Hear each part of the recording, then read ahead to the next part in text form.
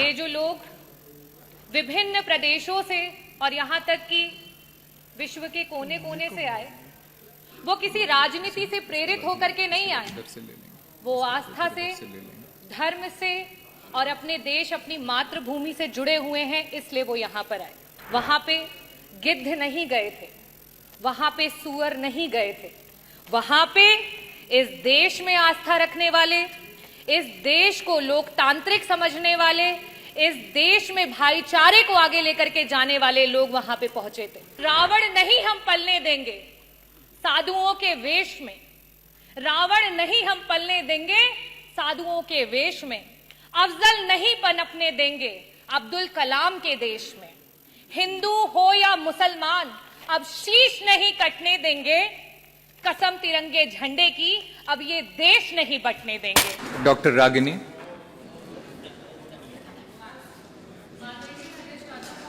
मैं आपका आभार व्यक्त करना चाहूंगी कि आपने 2025-26 के बजट की चर्चा पे मुझे बोलने का अवसर दिया। आज इस भरे सदन में मैं सर्वप्रथम संविधान के रचयिता बाबा भीमराव अंबेडकर जी को नमन करती हूँ, जिन्होंने आर्टिकल 25 में हमें ये अधिकार दिया, स्वतंत्र धर्म का सम्मान अधिकार और हर आस्था का सत्कार। और इसी के नाते आज पूरे देश में और प्रदेश में हमारे बीच में कुंभ का महापर्व जो रहा, उसमें पूरे देश से लोग आए। मैं सभी लोगों का जो आए उनका स्वागत करती हूँ। यहाँ कई प्रकार की चर्चाएं हुई और बहुत सारे शब्दों का प्रयोग किया गया। ये जो लोग विभिन्न प्रदेशों से और यहाँ तक कि विश्व के कोने कोने से आए, वो किसी राजनीति से प्रेरित होकर के नहीं आए। वो आस्था से, धर्म से और अपने देश, अपनी मातृभूमि से जुड़े हुए हैं, इसलिए वो यहाँ पर आए। महाकुंभ के आयोजन में जितना बजट होना चाहिए था, सरकार ने उसकी कमी की। महाकुंभ में जो सुविधाएं हमारे लोगों को देनी चाहिए थी, सरकार ने उसकी कमी की। वहां पे गिद्ध नहीं गए थे, वहां पे सूअर नहीं गए थे, वहां पे इस देश में आस्था रखने वाले, इस देश को लोकतांत्रिक समझने वाले, इस देश में भाईचारे को आगे लेकर के जाने वाले लोग वहां पे पहुंचे थे। मैं इस सदन में आज बहुत सारी चर्चाएं हुई, बहुत सारी बातें कही गई। बजट की जबकि चर्चा होती है तो बजट में किस तरीके से डिवीजन होता है उसकी बात होती है। अभी सत्र में कुछ दिन पहले बात हुई कि अंग्रेजी में विधायकगण अपने भाषण दे सकते हैं, लेकिन जब आपके बजट में एलोकेशन की बात आती है, शिक्षा की बात आती है, जो हमारे बच्चे प्राइमरी स्कूल में पढ़ रहे हैं, जिनकी नींव अंग्रेजी से शुरू नहीं होगी, तो वो आगे जाकर के आपके अंग्रेजी में दिए हुए भाषणों को नहीं समझ पाएंगे। लेकिन आप क्या काम कर रहे हैं? जहां 15% कहीं आपकी सरकार बजट दे रही थी, आज शिक्षा में वो बजट गिरा करके 13% पे आ चुका है। ये स्थिति है। अगर मैं बात करूं स्वास्थ्य की, क्योंकि मंत्री जी यहाँ बैठे नहीं है, जब स्वास्थ्य पे जब विपक्ष चर्चा करने की कोशिश करता है, मंत्री जी उत्तेजित हो जाते हैं। शायद इसीलिए हो जाते हैं क्योंकि स्वास्थ्य पे मात्र 6% का बजट दिया गया है और इस 6% के बजट में भी मंत्री जी 40% का बजट पिछले जो बजट में था एलोकेटेड, उसको इस्तेमाल नहीं कर पाए।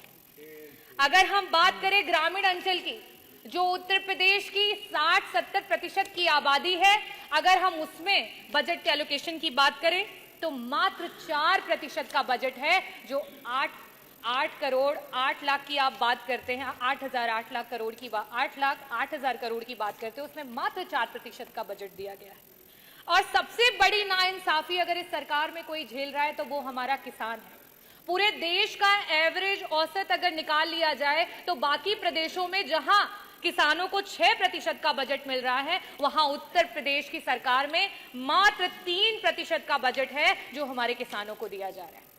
और सबसे आखिरी में और सबसे जरूरी बात, अभी हमारी माननीय सदस्य बार बार पीडीए की बात कर रही थी, तो सदस्य आप भी और यहाँ सम्मानित सदस्यगण, में आपको सभी को बताना चाहूंगी कि जहां पूरे देश में 3% का बजट विभिन्न प्रदेशों में, चाहे वो आपका दलित समाज हो, वनवासी समाज हो और अल्पसंख्यक समाज हो, उसको दिया जाता है। वहीं उत्तर प्रदेश में मात्र 1% का बजट दिया जाता है और उस 1% के बजट में भी आपका 30% का बजट ऐसा धरा का धरा ही रह जाता है, विभाग उसको इस्तेमाल ही नहीं कर पाता है।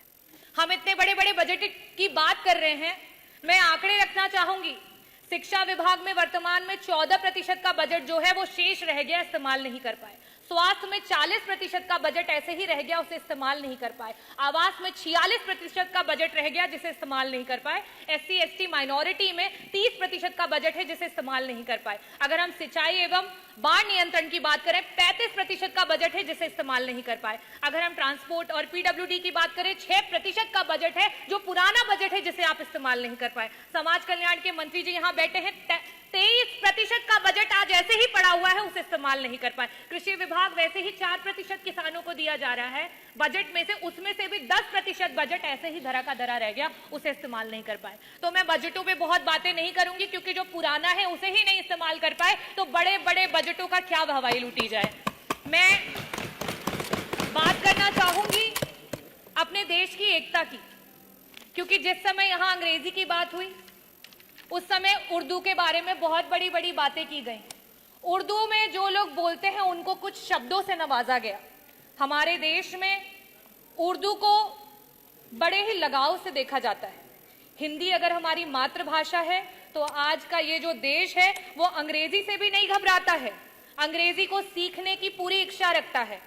पंडित ब्रिज नारायण जी, पंडित रतननाथ सरहार जी, मुंशी प्रेमचंद जी, पंडित आनंद मोहन जी, यहां तक कि उपराष्ट्रपति रहे हुए कृष्णकांत जी, इन सभी लोगों का उर्दू से बहुत लगाव था।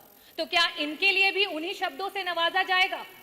मैं आखिरी में सिर्फ यही कहना चाहती हूं, ये विकसित देश है, ये प्रगतिशील देश है और ये युवाओं का देश है, और युवाओं की यही आवाज है कि रावण नहीं हम पलने देंगे साधुओं के वेश में, रावण नहीं हम पलने देंगे साधुओं के वेश में, अफजल नहीं पनपने देंगे अब्दुल कलाम के देश में, हिंदू हो या मुसलमान अब शीश नहीं कटने देंगे, कसम तिरंगे झंडे की अब ये देश नहीं बटने देंगे। जय भीम, जय भारत, बहुत बहुत धन्यवाद।